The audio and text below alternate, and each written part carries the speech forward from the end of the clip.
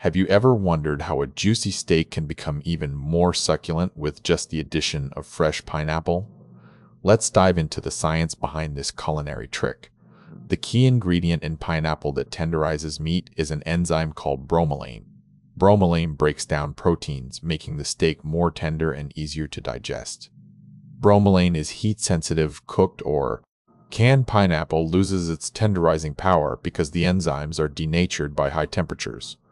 Fresh pineapple must be used to achieve this effect. Interestingly, bromelain's protein-breaking activity is why you can't make jam or jelly with fresh pineapple.